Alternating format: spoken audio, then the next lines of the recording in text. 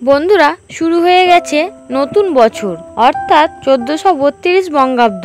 আর এই নতুন বছরের বৈশাখ মাসে যদি এই সংকেতগুলির মধ্যে কোনো একটি সংকেত আপনি পান, তাহলে এই বিষয়টি নিশ্চিতভাবেই বলা যায় যে ভগবানের কৃপায় ভালো সময় আপনার আসতে চলেছে। বন্ধুরা, আমাদের সনাতন ধর্মে সময়কে খুবই শক্তিশালী বলে গণ্য করা হয়। সময়ের চাকায় মানুষকে খুশি, দুঃখ, কষ্ট, লাভ, ক্ষতি এবং জন্ম মৃত্যুর সঙ্গে পরিচয় করায়। আপনারা হয়তো এই বিষয়টি দেখেছেন যে সময় মানুষকে অনেক কিছুই শেখায়। সময়ের চাকা রাজাকে ভিখারি যেমন বানিয়ে দেয়, আবার ভিখারিকে রাজাও করে দেয়। আর এটা মানা হয় যে সময়ের জন্যেই কোনো মানুষের জীবনে কখনো সুখ এবং কখনো দুঃখ দেখা দেয়। কিন্তু আপনি কি কখনো এটা ভেবে দেখেছেন যে আপনার জীবনের শুভ সময় আসতে চলেছে? এটি আগে থেকে কিভাবে জানা যাবে? বন্ধুরা, স্বয়ং শ্রীকৃষ্ণ নারদ মুনিকে এই প্রসঙ্গে বলেছেন যে প্রকৃতি আমাদের এই সংকেতগুলি প্রদান করে থাকে। বন্ধুরা, সবার প্রথমে যে সংকেতটির কথা বলবো তা হলো, বাড়িতে যদি অধিক মাত্রায় কালো পিঁপড়ের আগমন ঘটে থাকে, তাহলে এই বিষয়টিকে অত্যন্ত শুভ হিসেবে গণ্য করা হয়। বলা হয়, কালো পিঁপড়ের আগমন বাড়িতে মা লক্ষ্মীর আগমনকে চিহ্নিত করে। তাই যদি বাড়িতে সারিবদ্ধভাবে কালো পিঁপড়ের আগমন দেখতে পান, তাহলে অবশ্যই আটার সঙ্গে চিনি মিশিয়ে তাদেরকে খেতে দিন। আপনার ঠাকুরঘর, তুলসী মঞ্চ বা রান্নাঘরে যদি এই কালো পিঁপড়ের আগমন ঘটে, তা আপনার ও আপনার পরিবারে সুখ, শান্তি ও সমৃদ্ধি বৃদ্ধির ইঙ্গিত প্রদান করে।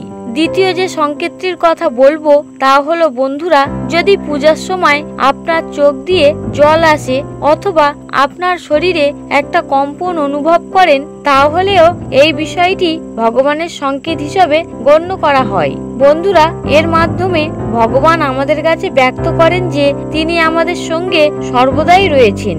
যদি পূজা করার সময় ঠাকুরকে নিবেদন করা ফুল যদি আপনার সামনে এসে পড়ে, অথবা পূজার সময় যে প্রদীপ আপনি প্রজ্বলন করেছেন সেই প্রদীপের শিখাটি উপর দিকে উঠতে দেখা যায় এবং দীর্ঘক্ষণ পর্যন্ত প্রজ্বলিত হয়, তাহলে এই বিষয়টি সংকেত প্রদান করে যে ঈশ্বর আপনার পূজায় সন্তুষ্ট হয়েছেন এবং খুব শীঘ্রই আপনার কাছে কোনো ভালো খবর আসতে চলেছে। কিন্তু বন্ধুরা, যদি প্রদীপ জ্বালানোর সময় বারবার প্রদীপ নিভে যায়, তাহলে এটি অশুভ হিসাবে গণ্য করা হয়। তৃতীয়ত বন্ধুরা, বাড়িতে যদি টিকটিকির আগমন ঘটে থাকে এবং একই সঙ্গে হঠাৎ করে 3টি টিকটিকি দেখতে পান, তাহলে এই বিষয়টিকে বাড়িতে মা লক্ষ্মীর আসার সংকেত হিসাবে গণ্য করা হয়। বন্ধুরা, এমনটা বিশ্বাস করা হয়, এই সময় সামান্য আতপ চাল টিকটিকির ওপর যদি ছড়িয়ে দিতে পারেন এবং সেই সময় নিজের মনের প্রার্থনা আপনার ইষ্টদেবের উদ্দেশ্যে করতে পারেন,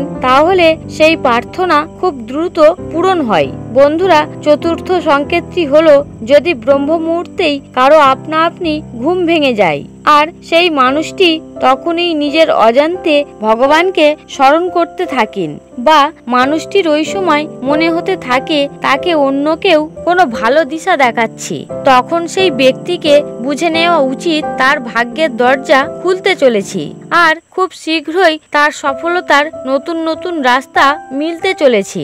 বন্ধুরা, পঞ্চম সংকেতটি হলো, যখন কোনো মানুষের বাড়ির দরজায় কোনো গরু অর্থাৎ গোমাতা কিছু খাবার জন্য আসে, অথবা হনুমান বা বাঁদর কোনো মানুষের ঘরের কিছু খাবার আপনা থেকেই উঠিয়ে নিয়ে যায়, অথবা তার বাড়িতে পাখি এসে নিজের বাসা বানায়, বা কোনো বিড়াল বা কুকুর এসে, তাহলে তাকে বুঝে নিতে হবে সামনে যে সময়গুলি আসতে চলেছে তা তাকে আরো শক্তিশালী বানিয়ে তুলবে আর সে তার জীবনের আগের থেকেও আরো বেশি বড় এবং উচ্চতর লক্ষ্যে পৌঁছাতে সক্ষম হবে।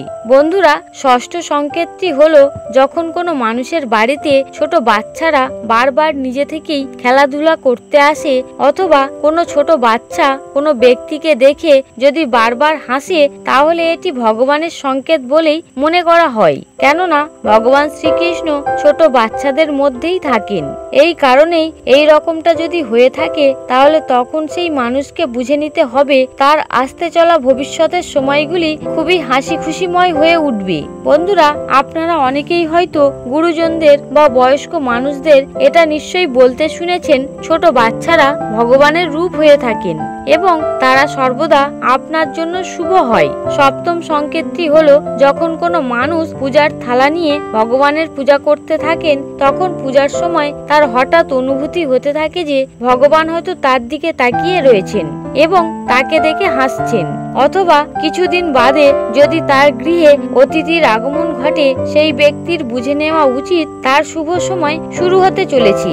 এছাড়াও যখন কোনো মহিলার বাম চোখ অথবা কোনো পুরুষের ডান চোখ লাফাতে থাকে তখনও তাদের বুঝে নেওয়া উচিত তাদের ভালো সময় শুরু হতে চলেছে।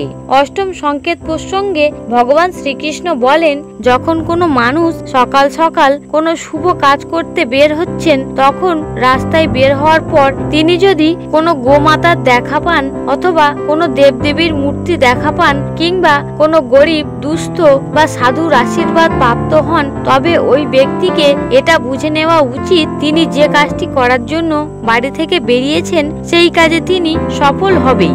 নবম সংকেতটির বিষয়ে ভগবান বলেন, হে নারদ মুনি, যখন কোনো মানুষ মন থেকে খুশি থাকে এবং তার মুখে সর্বদা একটা হাসির ঝলক দেখা যায় এবং এমন মানুষ যে তার রাগ বা ক্রোধের উপর নিয়ন্ত্রণ রাখতে সক্ষম, সেই ধরনের মানুষদের তাদের জীবনে খুবই শীঘ্রই ভালো সময় আসতে চলেছে।